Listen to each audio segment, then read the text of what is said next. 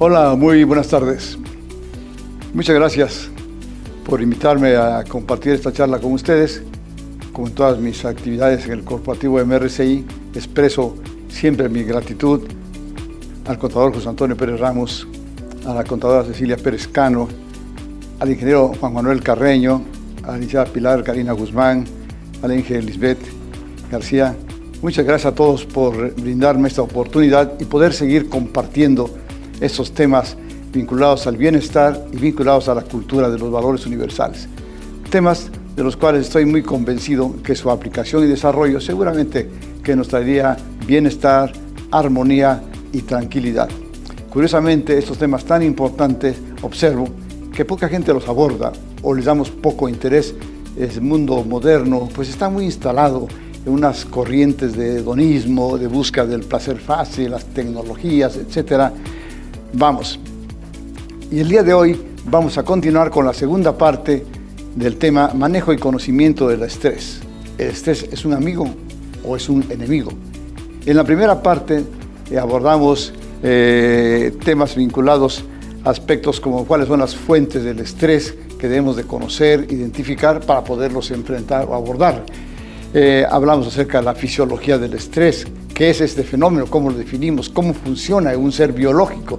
Porque no solo los humanos tenemos un sistema de estrés, todos los seres vivos tienen un sistema de estrés. El humano es más complejo por sus condiciones superiores en materia de neurológica, en la presencia del sistema neuronal que modifica por completo esas circunstancias.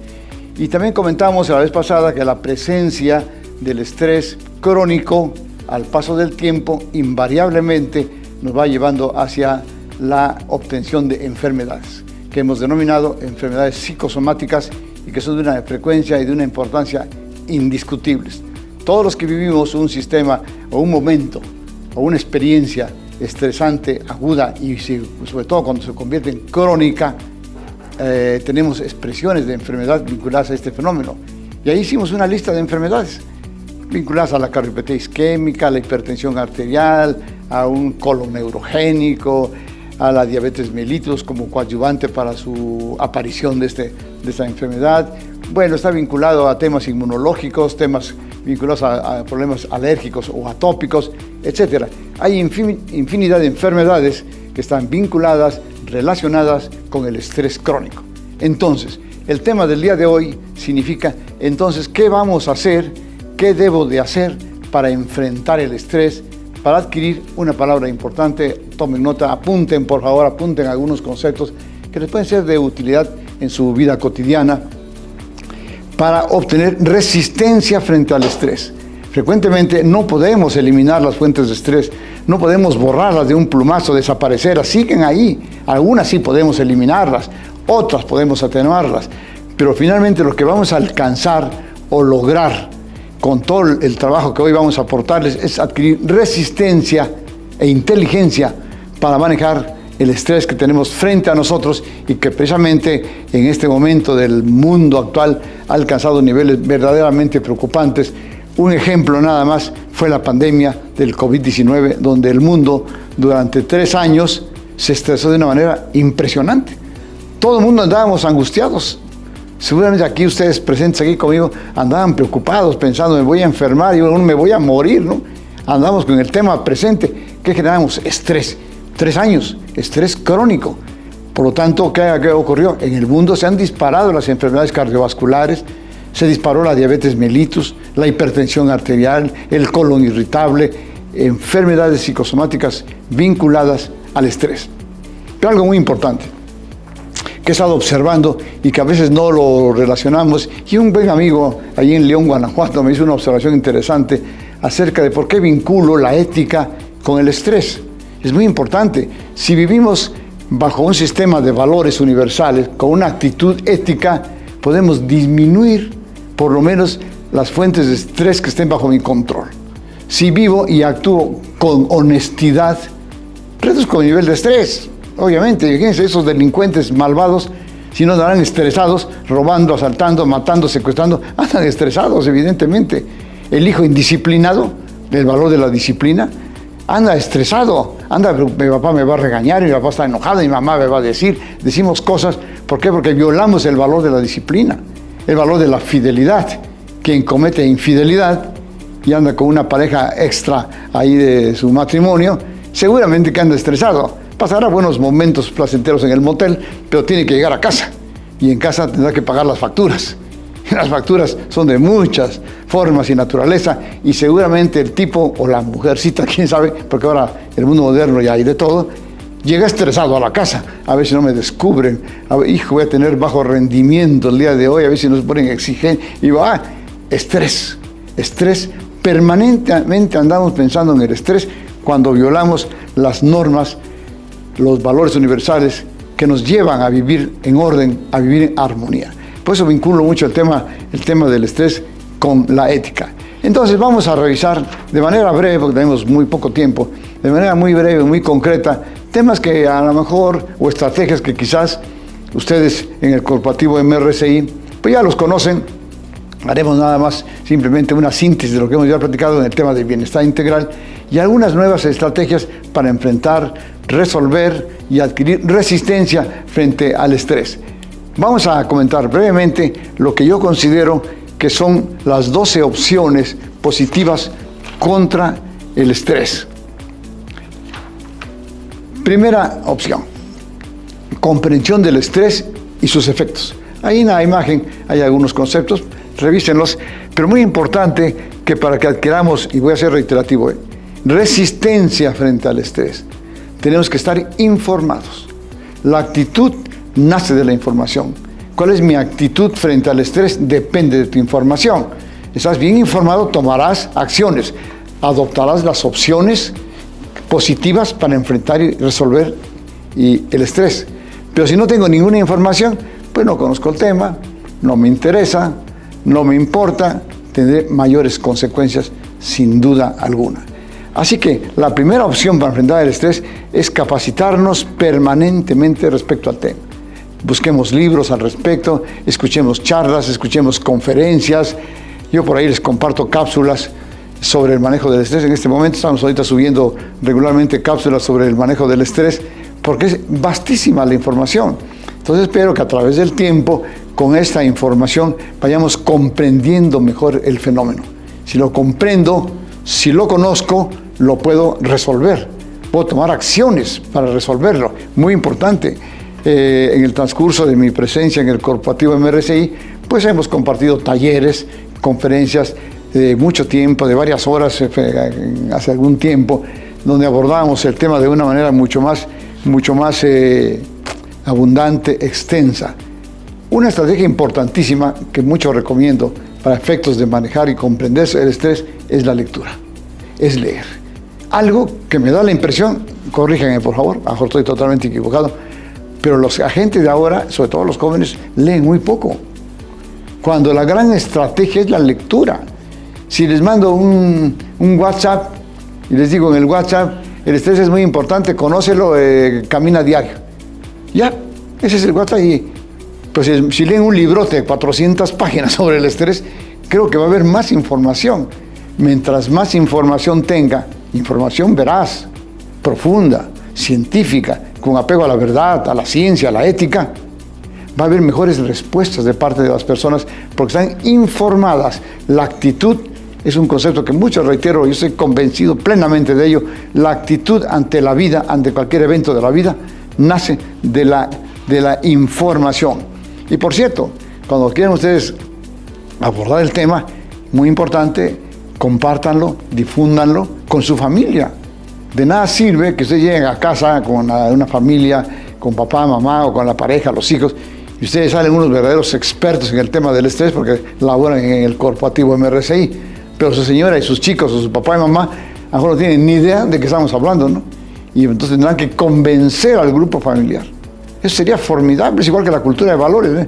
De nada sirve que ustedes hagan del corporativo hechas unas verdaderas lumbreras en materia de ética y llegan a su casa y su mujer no le interesa en absoluto la ética y asume una serie de actitudes poco éticas, va a haber un conflicto.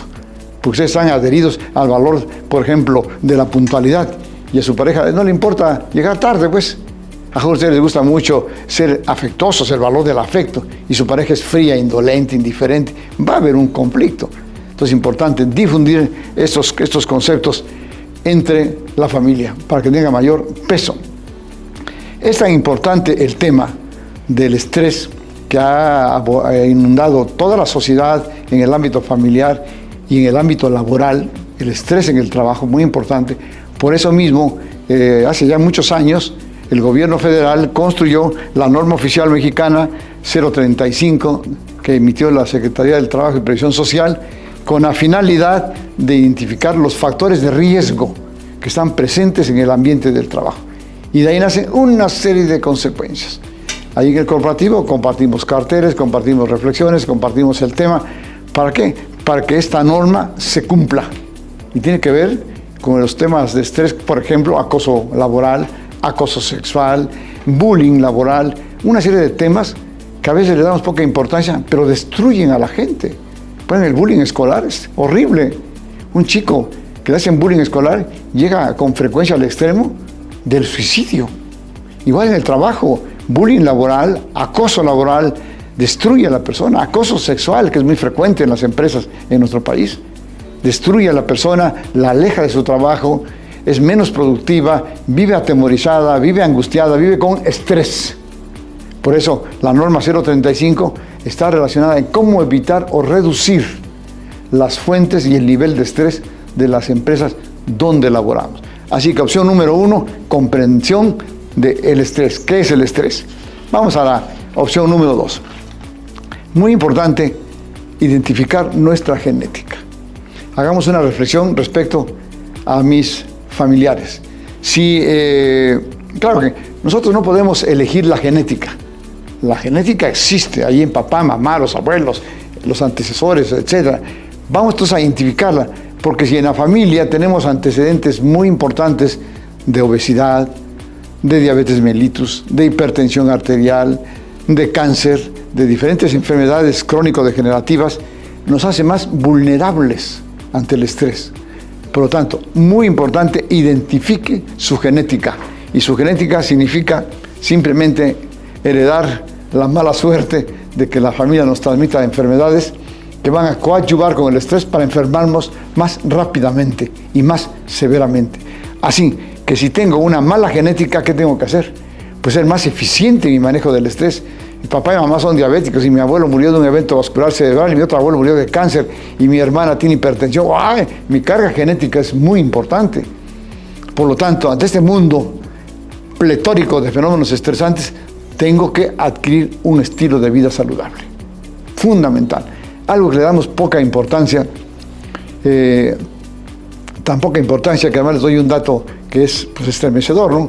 Solamente el 5% de los mexicanos tiene un programa de acondicionamiento físico.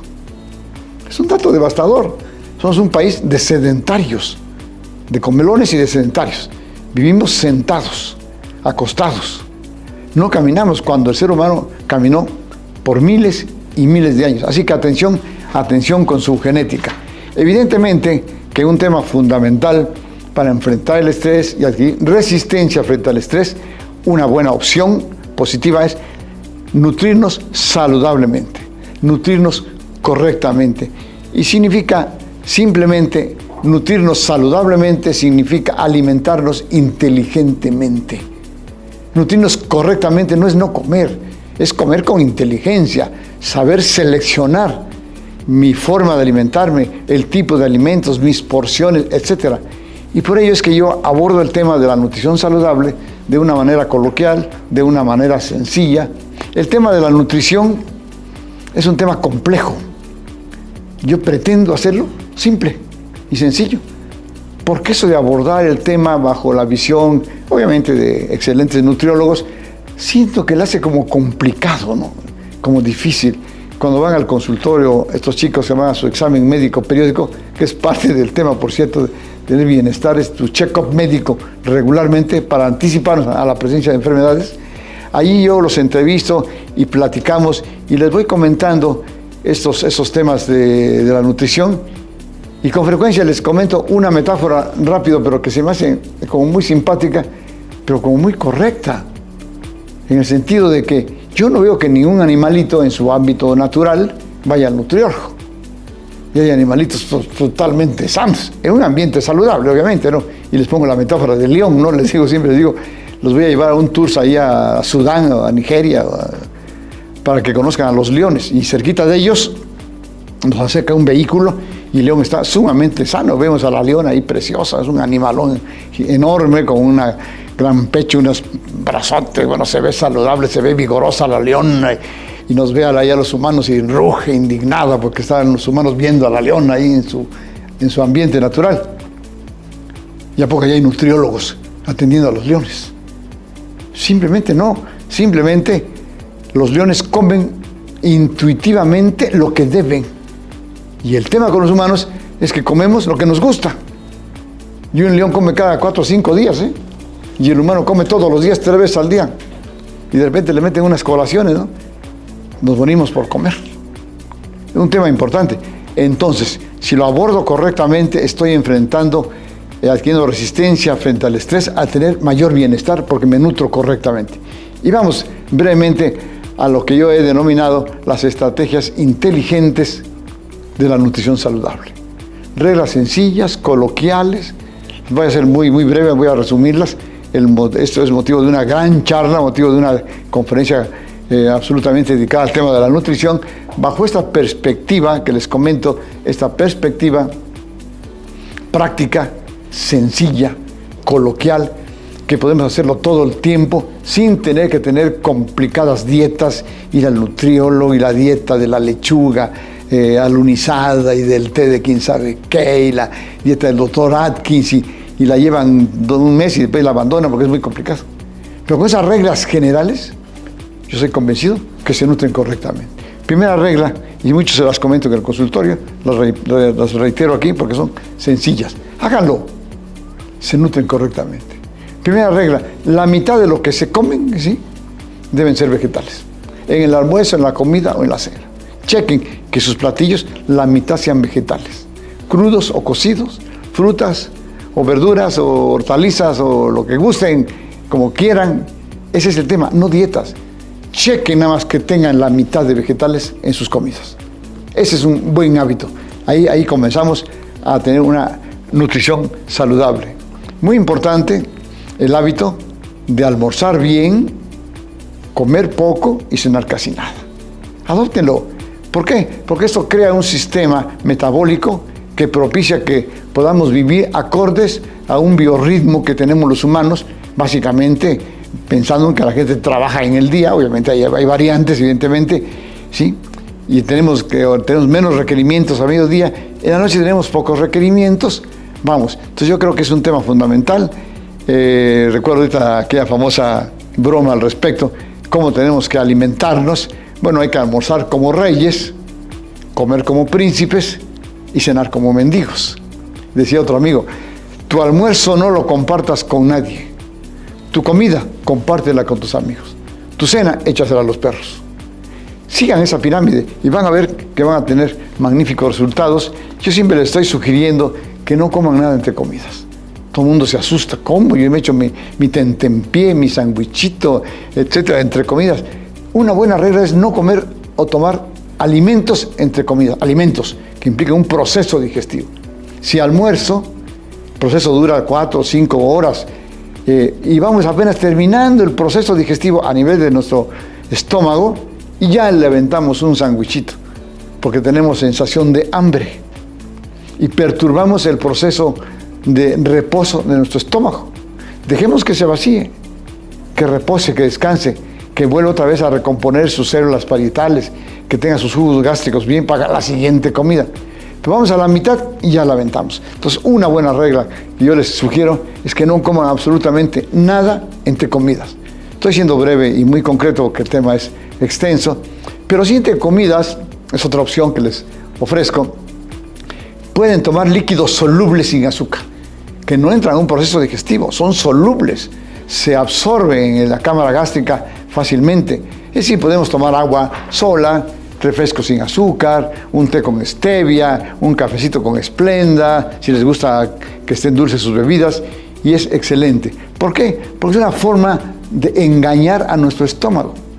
Todo el mundo me comenta, ay doctor, es que yo tengo hambre, yo a la 1 ya tengo un hambre horrible. Sí, tienes hambre, pero no quiere decir que te falten nutrientes, no, esos te sobran, andan ahí circulando ahí en tu sangre, en tu hígado, están ahí guardaditos tus reservas, te sobran nutrientes. Tenemos hambre porque el estómago está vacío, y como lo tenemos acostumbrado a que esté lleno o siempre esté trabajando, cuando está vacío se molesta y manda impulsos, y nos manda impulso del hambre, o nos manda la sensación de dolorcito en la boca del estómago, o náuseas.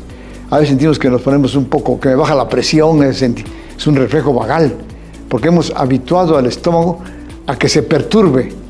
Bueno, esta estrategia es importante. Vamos a engañarlo. Tengo mucha hambre, échale un vaso de agua fría y lo engañamos. Se tranquiliza un rato. A la media hora, ahí está el hambre otra vez. Y como no les gusta tener sensación de hambre, pues tómense un cafecito con Splenda. 0 calorías, ¿no? Excelente, ¿no?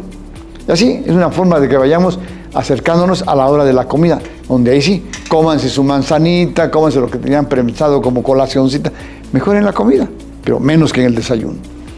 Otra opción importante en materia de nutrición, hábito que estamos aquí compartiendo, que tiene la finalidad de tener un mejor estado de bienestar y enfrentar el estrés con mayor resistencia. Regla fundamental, vamos, díganle adiós al azúcar. Eliminen de su vida el azúcar para siempre. Importantísimo. El mayor veneno del mundo se llama azúcar. El consumo de azúcar en cantidades verdaderamente industriales es lo que está enfermando a la humanidad. Ahora ya hay libros completos, ¿no? Adiós al azúcar, hay un libro por ahí de la doctora Harris, vamos, donde un libro completo dicen, eliminen el azúcar de su vida. Vamos, y no solo el azúcar de azucarera, los refrescos con azúcar, que son muchísimos. En México consumimos más o menos como 90 millones de refrescos con azúcar diarios. Imagínense el volumen de azúcar que tenemos que producir. Vamos a girar hacia los edulcorantes no calóricos, Splenda, que provienen del mundo de los carbohidratos y del azúcar. Curiosamente, bueno, vamos a intentar consumir más edulcorantes no calóricos, que yo tengo el concepto hasta ahorita muy claro de que son inocuos, absolutamente inocuos. Así que la gran estrategia es decirle adiós al azúcar.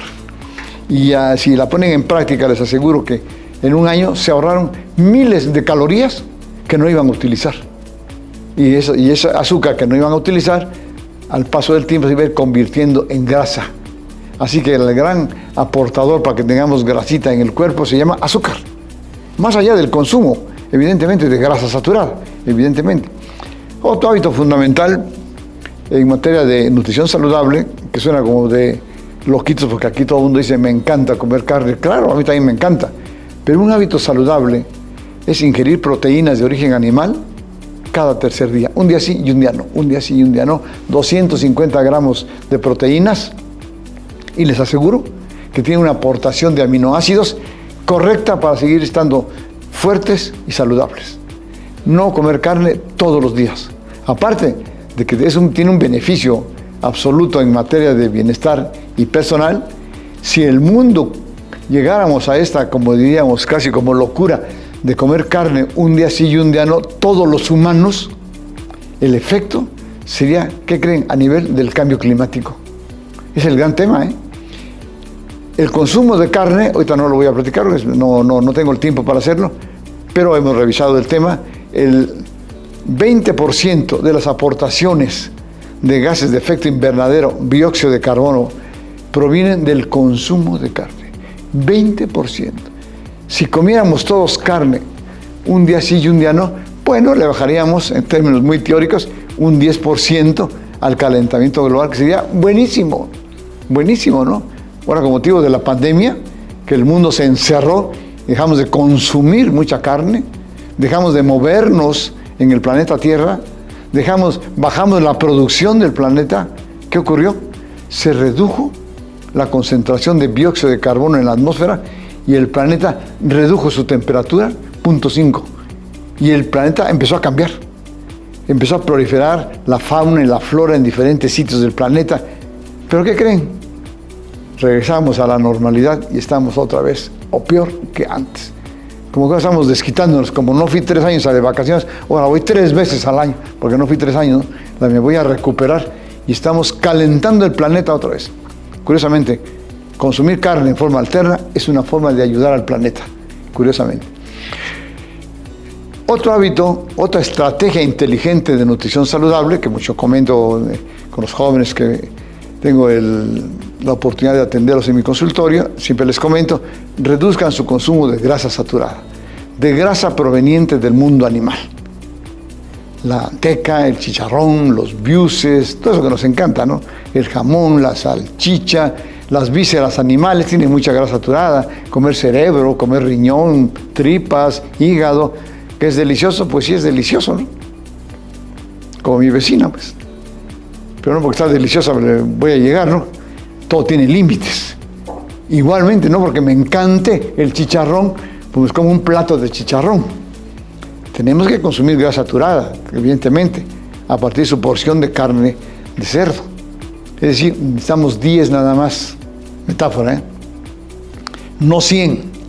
Una salsa de chicharrón, 300. Entonces, un hábito saludable, una estrategia inteligente es reducir su consumo de grasa saturada. Y otro hábito vinculado es también reducir el consumo de productos lácteos. La leche bronca, evidentemente que tiene mucha grasa saturada. La nata de la leche es grasa saturada. Y de ahí obtenemos los productos que tanto nos gustan, el queso, el quesillo, la mantequilla, la crema, varios yogures, contienen grasa saturada.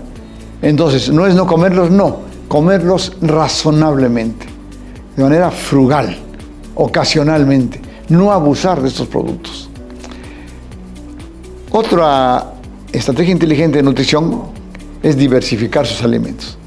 Vamos, muy importante que consumamos alimentos variados, diversos, diferentes, que no seamos rutinarios para comer, que la fruta de la mañana pues sea muy variada, que la ensalada del mediodía sea muy diferente todos los días.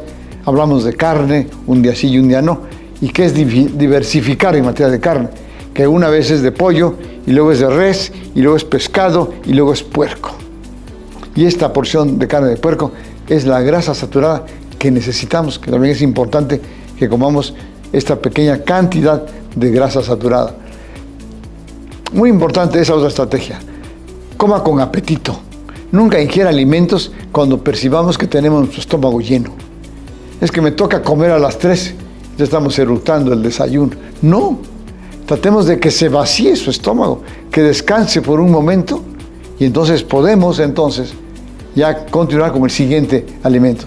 Coma con apetito, muy importante. Tengamos una actitud ética para nutrirnos. Por ejemplo, seamos frugales para comer. Que no se nos conozca por comelones, al contrario, que se nos conozca por comer poco. No repetir los platillos. Oye, es que está la pechuga deliciosa, mándame otro porque está buenísimo. No, lo que les sirvan, consuman. No repitan alimentos. Esos son actos éticos porque se requiere ¿de qué? De fuerza de voluntad, de disciplina, el valor de la disciplina. El fin de semana es muy frecuente que nos cuidemos entre semana con una buena nutrición, siguiendo estos consejos. Y el fin de semana, como es dominguito, pues nos vamos a Tlacolula, a los tamales de mole y al champurrado y a la tole de panela y a los tacos de cabeza. Nos damos un santo atracón, que todo lo ganado lo perdimos. Así que es una buena estrategia el fin de semana alimentarnos de la misma manera que entre semana. Evidentemente que la gran estrategia para nutrirnos correctamente, fíjense bien, es tener un programa de acondicionamiento físico. Es un hábito de nutrición saludable sin duda alguna.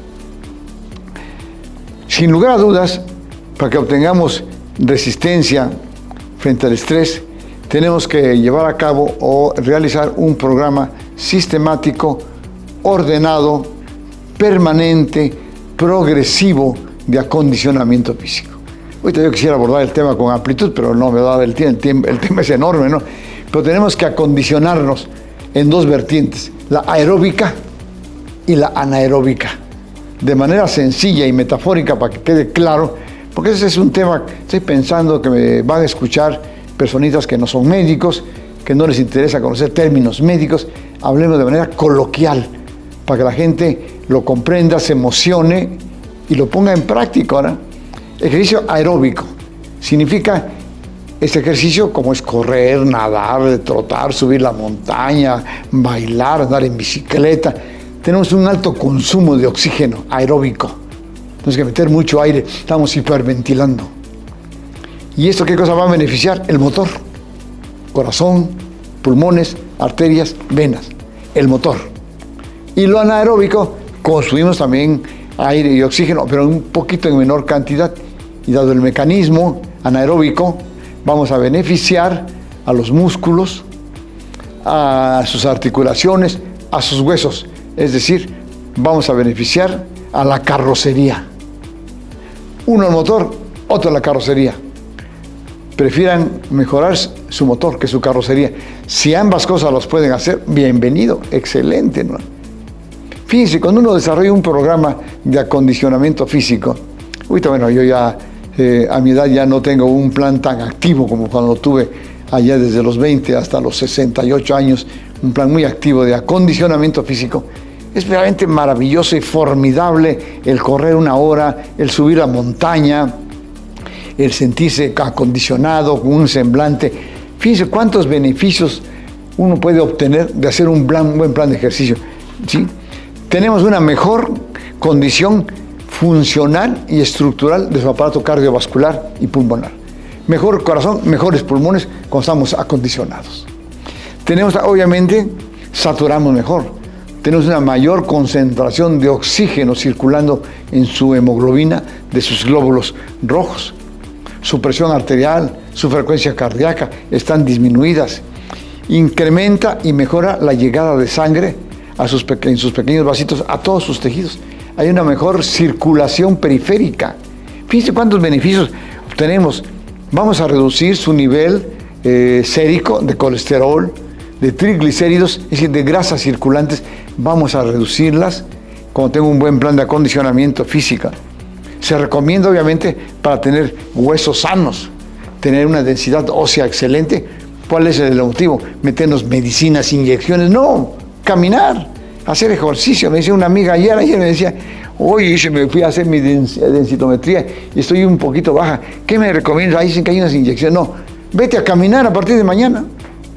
Ya no a trotar, lo que es la gente ya mayor, pero vete a caminar, ¿sí?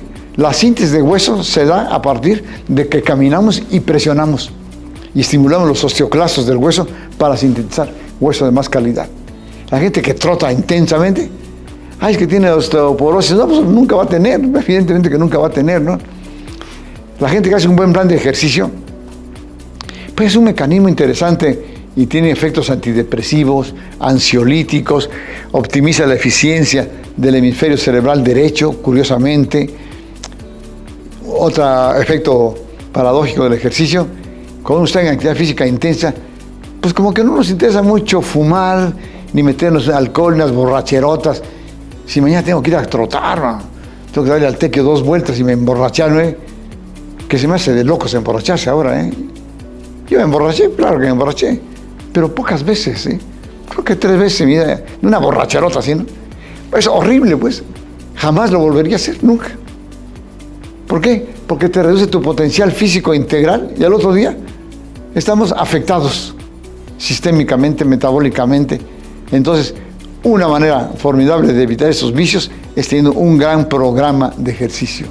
El ejercicio libera endorfinas, las hormonas de la relajación, las hormonas antiestrés, todo un tema fundamental, que por cierto estas hormonas se producen fundamentalmente en nuestro cerebro, en el hígado, en los músculos, pero básicamente en nuestro cerebro. El ejercicio les genera endorfinas, sin duda alguna. Otro beneficio del ejercicio, se duerme mejor. La gente acondicionada duerme plácidamente. Oye, tengo insomnio, pues busca la manera de dormir correcta y profundamente, ¿no? Tus 6, 7, 8 horas, entre 7 y 8 horas sobre todo, ¿no? Mejora el estado de ánimo, el ejercicio. La gente que está acondicionada tiene una actitud optimista porque su autoestima está en alto. Estoy acondicionado, estoy en óptimas condiciones. Llega uno al trabajo, a la casa, con una actitud positiva. La gente acondicionada tiene como un halo de bienestar. Vean, observen a la gente que hace mucho ejercicio, que está bien acondicionada, se le ve como renovada todo el tiempo, como fresca, como optimista. Vamos, eleva la autoestima. Así que queremos enfrentar el estrés, adquirir resistencia frente al estrés, obtengan un magnífico programa de acondicionamiento físico. La otra opción siguiente, para adquirir resistencia, para manejar y reducir nuestros niveles de estrés, o todo de estrés crónico, y abatir las enfermedades derivadas de estos fenómenos, es dormir correctamente. Tener un programa de relajación profunda, verdaderamente importante. El sueño eficaz y profundo, ¿sí?, es de tremenda importancia para obtener resistencia, porque el sueño es el mecanismo de recuperación de las energías físicas, emocionales. Nuestro cerebro sigue activo, pero en este sistema de dormir profundamente, esta actividad nos lleva a la generación de endorfinas otra vez. Dormir correctamente genera endorfinas. Pero fundamental, desarrollen un programa sistemático y ordenado de relajación profunda. Es un hábito saludable. El mayor productor de endorfinas de nuestro organismo es un programa de relajación profunda. Por eso mucha gente, sobre todo en las culturas asiáticas, en las culturas tibetanas, hindúes, se relajan, no 10, 15 minutos como uno promueve aquí, porque no vayan a enojarse si digo que se relajen 1 hora, 15 minutos, 20, y en esas culturas se relajan horas. Sí, tengo un poco abusivo el tema, pero es de una importancia fundamental la relajación. Otra opción positiva para enfrentar el estrés, sin duda alguna, ¿sí?, es tener una preparación completa para el trabajo y adquirir seguridad financiera. ¿Cómo enfrento mejor mis niveles de estrés, mis fuentes de estrés? Cuando tengo, primero, seguridad laboral. ¿Ello qué genera? Una fuente menos de estrés. Perder el trabajo, tener ingresos muy disminuidos en el trabajo, genera un estrés horrible. Debe ser horroroso. Es horroroso. Llegar a casa, oye, no nos alcanza. Hoy vamos a comer nada más frijolitos porque nada más no tenemos dinero. Y tenemos una deuda y la tarjeta la tenemos hasta el tope. Qué estrés tan horrible vivir con inseguridad financiera. Por ello, yo mucho recomiendo, mantengan su trabajo, aunque sea modesto, quizás, manténganlo. Y luchen intensamente por irse superando en la escala jerárquica de su trabajo. O pensar en otra organización, en otro ámbito del trabajo, donde yo me supere y mejore. Adelante, bienvenidos los cambios. ¿Pero qué se requiere para ello? Prepararse, capacitarse. Y en lugar de estar viendo ahí en los chats una bola de chismes y de albures y bromas y relajos, dedíquenle 1 hora, un buen rato a capacitarse, a leer permanente y profundamente, para que tengan una enorme información y obviamente sí tengan una mejor actitud ante la vida. Así que muy importante, quiero enfrentar mi nivel de estrés, quiero reducirlo, prepárense para el trabajo, luchen por mantener su trabajo, capacítense permanentemente. La siguiente opción positiva para enfrentar el estrés y adquirir resistencia frente a este fenómeno, fíjense qué importante, adquiera un hogar estable. Paradójicamente, curiosamente, el hogar, la casa, que debería ser la fuente de tranquilidad, la fuente de armonía, donde llego a refugiarme del exterior, frecuentemente es una de las mayores fuentes de estrés, es el hogar. La desaveniencia en la pareja, los hijos conflictivos, la inseguridad financiera, los conflictos sexuales de la pareja, conllevan a tener un hogar frecuentemente pletórico de estrés. Y en lugar de buscar refugio en casa, llegamos a la mayor fuente de estrés. Por eso es que tenemos que estar muy atentos y luchar para que de manera consciente y voluntaria estemos construyendo un hogar estable, sólido y armónico. ¿Cuáles son las reglas para lograrlo? Vivir con valores. Cuando en la casa tenemos reglas, cuando en la casa disfrutamos del valor de la disciplina, que papá y mamá, o papá o mamá, acorde a las circunstancias, pusieron como normas de la casa, habrá que respetarlas. Eso genera armonía y tranquilidad, reduce sus niveles de estrés. Pero si violamos las reglas, somos indisciplinados, desordenados, poco afectuosos, no comprendemos a papá o mamá, o papá y mamá no comprenden a los chicos, etcétera, que se genera un ambiente sin duda alguna de estrés. Por ello, invirtamos un tiempo en la preparación de un hogar estable. Platiquemos del tema con los integrantes de la familia, con la pareja, con los hijos. Hablemos de valores con ellos. Planteemos este tema. Familia, nuestro hogar debe ser el centro de la armonía, el centro de la relajación existencial, para que cuando lleguemos todos de la calle a casa, aquí encontremos el refugio que necesitamos. Y no llegar a casa y que sea una fuente gigantesca de estrés. Imagínense la pareja que comete infidelidad. Retomo el tema porque es un tema muy frecuentemente abordado. Es un fenómeno perturbador, con una frecuencia inusitada. Se considera que entre el 60 a 70% de las parejas están cometiendo infidelidad en este mundo de libertinaje que genera un ambiente estresante. Imagínense un hogar que es destruido por un divorcio. Imagínense el nivel de estrés que se provoca con un divorcio. El proceso del divorcio, el previo al divorcio, cuando están los platos rotos a todo lo que da, ¿no? Los trancazos y los golpes y las groserías y los empujones y la violencia, y luego viene el momento del divorcio. Otro estrés terrible. Y luego viene el estrés después del divorcio, la separación. Vamos, luchemos por vivir con valores, por tener hogares armónicos, hogares bien estructurados. Así que el hogar, atentos, puede ser una fuente enorme de estrés. O puede ser, si ustedes así lo deciden, el centro de la relajación, el centro de la tranquilidad y de la armonía. Por ello, es tan importante y va de la mano, sin duda alguna, la siguiente opción positiva para enfrentar el estrés. Adopte la cultura de los valores.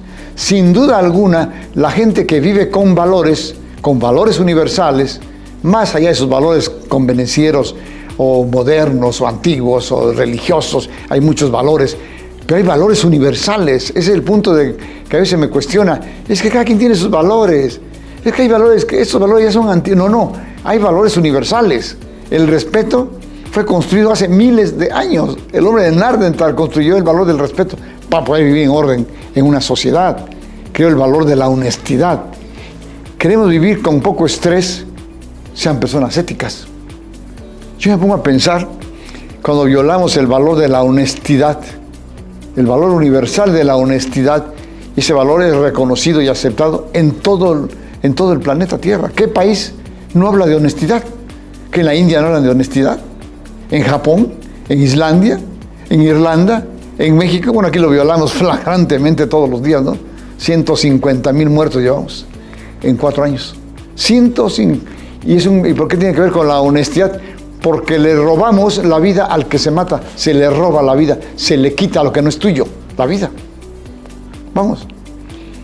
Y cuando hablamos del valor de la honestidad y hablamos de estrés, ¿no será estresante secuestrar, matar, violar, extorsionar, etcétera, etcétera, etcétera? Evidentemente entonces que en el mundo de la política, políticos mentirosos, que hacen promesas falsas, que engañan a la gente, que crean un ambiente de incertidumbre, provoca un ambiente estresante. La gente que está consciente, que está diciendo mentiras, el político, se estresa. Hoy se está engañando, dice que vamos muy bien y vamos muy mal. Me estresa a mí eso, ¿no? Porque si vamos muy bien, no hacemos nada para resolverlo porque vamos muy bien. Y no es así. ¿Qué cosa genera un ambiente de estrés formidable? Formidable. Vamos. Yo me pongo a pensar si el marido irresponsable, el valor de la responsabilidad, que llega a casa borrachote, que se gastó parte de la quincena o toda la quincena, y llega a la casa gritando, crea un ambiente de estrés horrible en la casa. Los hijos corren a esconderse, la pareja se hace la disimulada, se mete a la cocina, porque llegó aquel borrachote ahí peleando, enojado, gritoneando, o llegó con sus cuates exigiendo que les den de cenar a sus cuates, que genera estrés, absolutamente estrés, ¿no? Claro. Los hijos desordenados, los hijos indisciplinados, los hijos ingratos, que no saben agradecer todo lo que un padre, una madre dan por ellos, y no lo agradecen, y no saben agradecerlo, que provocan estrés agudo y luego estrés crónico, y eso nos lastima. ¿Y provoca qué? Problemas de salud, sin duda algunas. Por ello, vivir con valores significa simplemente hacerle más cómoda la vida a los demás. Vivir con valores significa sencillamente reducir nuestros niveles de estrés. La opción positiva que voy a comentarles es verdaderamente interesante. La sexualidad. Curiosamente, la sexualidad, nuestra sexualidad, esta función maravillosa de la cual disfrutamos todos los seres biológicos y los humanos en particular, porque es una fuente enorme de placer, la sexualidad, es curiosamente y paradójicamente una de las mayores fuentes de estrés en la sexualidad. Qué paradoja, tan interesante, ¿sí?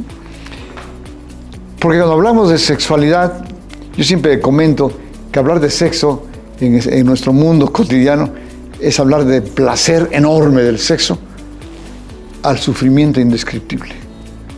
Casi nunca estamos en medio, en el sexo ético, correcto, irresponsable y maduro. Es en medio. No estamos en el extremo. Placer a todo lo que da.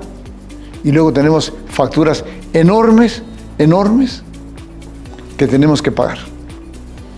Curiosamente, la sexualidad hace algunos años o siglos, ni tanto, el sexo era algo misterioso, era algo prohibido, era algo que nos limitaba a la búsqueda de la felicidad. Estaba allá en lo oscurito a hablar de sexo. Y en el mundo moderno, como todo, nos fuimos al otro extremo ahora, la apertura total de la sexualidad. ¿Y en qué caímos? En el libertinaje, porque violamos el valor de la libertad. Tengo libertad para ejercer mi sexo. Claro que tienes absolutamente libertad, pero ejércelo con una actitud ética. Ejércelo con respeto. Ejércelo con disciplina, con honestidad, con respeto, con afecto, con responsabilidad, con dignidad. Cuando ejerzas así tu libertad y ejerzas así tu sexualidad, estamos hablando de sexo ético. Porque si no lo ejercemos de esa manera, vamos a ejercer un sexo no ético y poco saludable. ¿A qué nos lleva a llevar? Hablando del tema del estrés, a provocarnos un estrés enorme. Ahorita hablamos de la infidelidad, que es una vinculación del sexo no ético, que genera estrés evidentemente. El aborto no generará estrés. Una persona dice, yo quiero abortar, no estoy de acuerdo con esas circunstancias, y toma la decisión de abortar, que es una polémica, es un dilema ético gigantesco, no resuelto. 50 a favor, 50 en contra, todavía sigue en medio. ¿Es ético o no el aborto? Pero la gente que toma la decisión, ¿a qué se enfrenta? A un nivel de estrés impresionante. Tiene que asumir una actitud a lo mejor poco ética, poner en juego su vida, en dónde va a llevarse a cabo el aborto, quién lo va a financiar, va a responder la pareja, etcétera. Estrés. Fíjense cómo el sexo no ético, que estamos comentando, nos va llevando progresivamente a enormes fuentes de estrés. El mundo moderno que nos ha llevado hacia una sexualidad hedonista y permisiva, sin apego a grandes valores, ha derivado en otra perversión de la sexualidad que se llama promiscuidad. Yo ahora escucho, sé, me entero, me comentan que ahora compiten a ver quién tiene más parejas sexuales, simultáneamente, al mismo tiempo. Tener 2, 3, 4 parejas sexuales. Y en estas ciudades tan enormes, en donde estamos inmersos en un anonimato impresionante, podemos tener varias parejas sexuales, tener varias amantes. Vamos, yo creo que ahora otra expresión de la sexualidad no ética y que nos lleva a tener estrés es esta actitud moderna de muchos jóvenes de no comprometerse profundamente con la pareja, de arrejuntarse. Vamos a probar, si nos sale bien le seguimos. No, vamos a comprometernos. Lo otro significa vamos a involucrarnos. Y si no sale bien, pues empezamos otra experiencia, ¿no? Pero ya quedó marcada esa experiencia, que nos va generando, ¿qué? Estrés, sin duda alguna. Vamos, tengamos la intencionalidad desde el principio de ir a una relación responsable, respetuosa y ética. Hay mayores posibilidades. Si no es así, ¿qué va a provocar? Estrés. Y después, ¿en qué se va a derivar? En enfermedades derivadas del estrés. Así que imagínense nada más que hablar de sexualidad no ética es hablar de estrés y es hablar de enfermedades psicosomáticas. Sin duda alguna. El tema es enorme. Yo lo he compartido en el seno del corporativo MRCI. El tema de sexualidad ética y saludable es verdaderamente interesante cuando uno lo aborda con esa perspectiva, con calma, con amplitud, y si nos pone y nos deja una reflexión. Tengo el derecho de ejercer mi sexualidad libremente. Claro que sí tienes el derecho, pero ejércela con respeto, con responsabilidad, con dignidad, con valores, y tendrás menos facturas. La siguiente opción para enfrentar nuestras fuentes de estrés, para disminuirlas, para corregirlas, curiosamente, fíjense, es buscar fuentes de estrés alternas. Vamos a llamarle euestrés, disestrés, mal estrés, euestrés, el buen estrés. Los humanos, para que podamos funcionar en niveles de eficiencia aceptable y tener una energía y vigor para enfrentarnos a esta vida moderna, tenemos que funcionar con cierto nivel de estrés, en ese rango de estrés que se llama euestrés. Requiere un poquito de estrés para desempeñarme bien en mi trabajo. Mi nivel de estrés es muy reducido. Voy a estar poco funcional, poco eficiente. Voy a estar indolente, con flojera. Voy a estar como abúlico, como disminuido. Estoy arriba, disestrés, ¿no? Eso me va a llevar a cambios fisiológicos y crónicos más adelante y a problemas de salud. Entonces, desempeñémonos en el nivel de euestrés y busquemos fuentes alternativas de euestrés. Obviamente, un trabajo satisfactorio nos genera euestrés. Si yo estoy trabajando en lo que me gusta, en lo que me agrada y lo hago de manera sensacional, ¿qué me genera? Pero tengo que cumplir con mis metas, estrés, pero euestrés, porque va a haber que satisfacciones y derivado de ello va a haber formación de ¿qué? De endorfinas. Salgo del trabajo, cumplí, estuvo fuertísima la jornada. Wow, estuvo intenso, pero ¿qué metas cumplimos? La hice. Euestrés, igualito a endorfinas. Hay muchas maneras de buscar, sobre todo los jóvenes, busquen formas alternas de euestrés, aprender un nuevo idioma.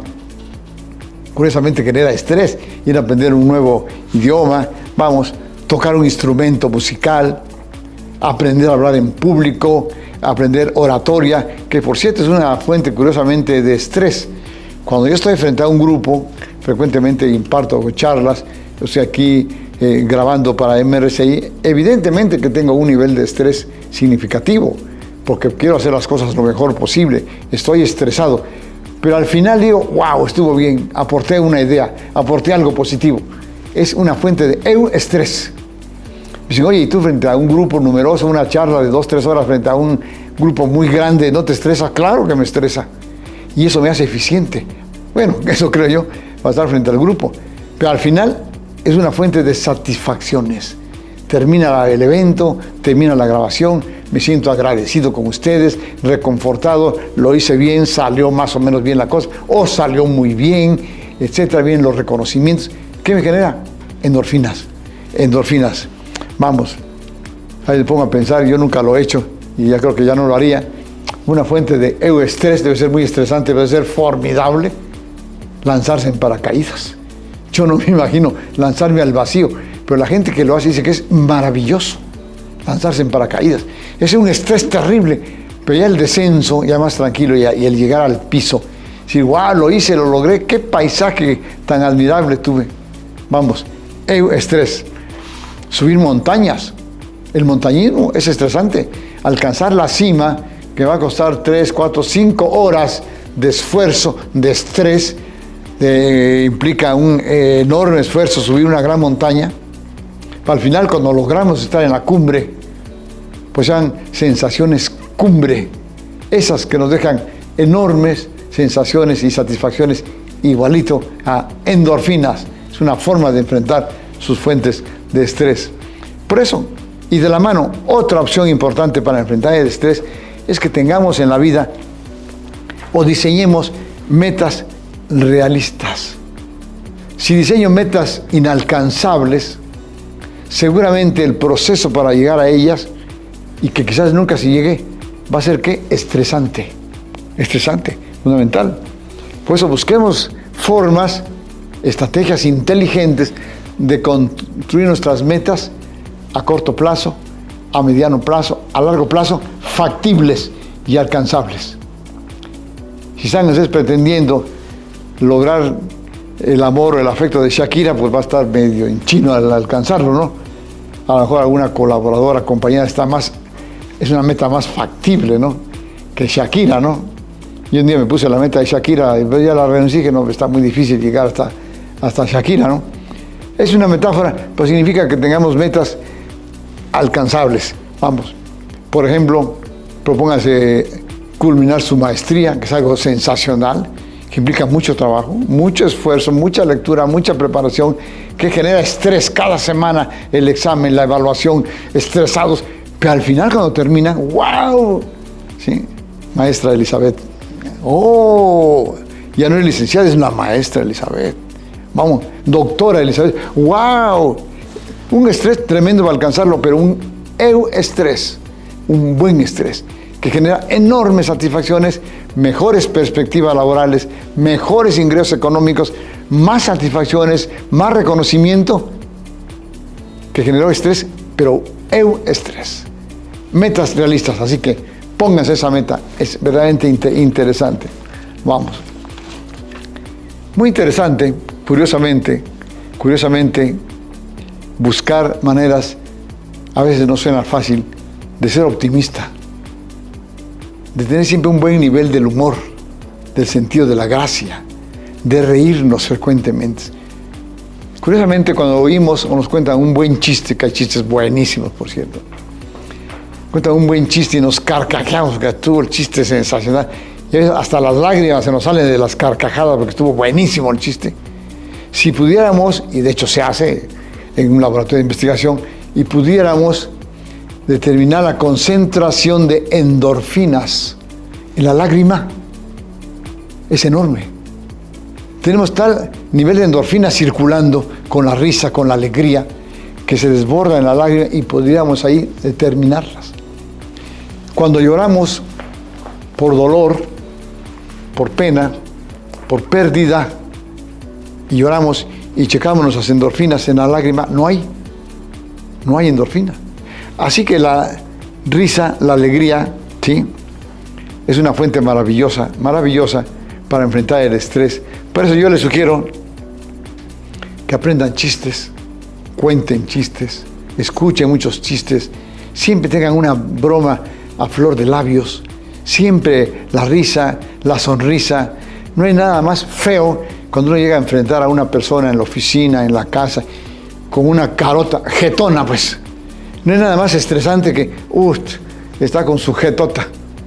Evidentemente que a veces traemos problemas de casa o del trabajo a la casa, pues tengamos la madurez, la solvencia de enfrentarlos y no poner esa mala cara que tengo en mi interior, ponérsela a la persona que está frente de mí.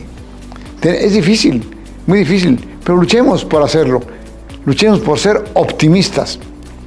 Por ello, otra fuente, fíjense qué interesante, otra fuente que nos ayuda mucho a disminuir, resolver, eliminar, enfrentar o adquirir resistencia frente al estrés, muy interesante, apúntenlo, es contar con amigos valiosos. Amigos. La amistad profunda y sincera, la amistad verdadera, permanente, recíproca, plena de cariño, es una maravillosa fuente para enfrentar nuestros niveles de estrés. ¿Por qué?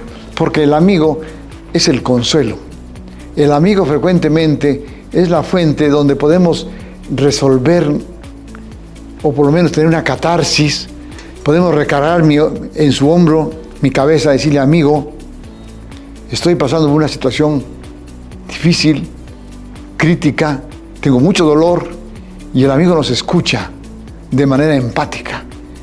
Curiosamente, la familia también puede ocurrir lo mismo, pero frecuente no. Frecuentemente en la familia es difícil uno conciliar la pena con la familia, pero con el amigo es una fuente importantísima de catarsis. Es el psicoterapeuta afectivo, es el amigo. Por ello, contar con un círculo de amigos que estén disponibles en cualquier momento y uno también disponible para el amigo, porque el gran valor de la amistad, el gran valor que le da consistencia a la amistad y sin lo cual yo no creo en la amistad, se llama reciprocidad. Yo te doy, tú me das, te doy 10, tú me das 10. Reciprocidad. Porque si yo doy y doy y doy al amigo y de ahí del amigo para acá, o el supuesto amigo, eso no es una amistad, ese es un conocido, es un compañero, es un colaborador, es un vecino. El amigo no, el amigo está presente en las buenas y en las malas y sobre todo presente con reciprocidad, ¿sí? Por ello es tan importante, ¿sí?, estar rodeado de amigos generosos. Y el gran principio es: cuentas conmigo, pero cuento contigo. De manera muy breve y muy resumida, les he platicado, les he compartido estas opciones que yo considero que son con las opciones que podemos contar en nuestro acervo neuronal, en nuestra información, para enfrentar el tsunami del estrés. El tsunami que está presente, vigente, actuando a cada momento de nuestras vidas. Entonces tenemos que conocerlo, comprenderlo, identificarlo. Aprendamos a enfrentar el estrés. El entorno del mundo moderno nos pone a prueba para resolverlo. Recuerden, finalmente, que no hay pastillas, ni médicos, ni pócimas mágicas. Lo que hay son programas mágicos de salud. Es decir, hay hábitos saludables. Y el hábito saludable que estamos ahorita platicando, compartiendo con ustedes, es enfrentar y conocer el estrés. Espero que les haya sido de utilidad esta charla. Muchas gracias por compartirla conmigo.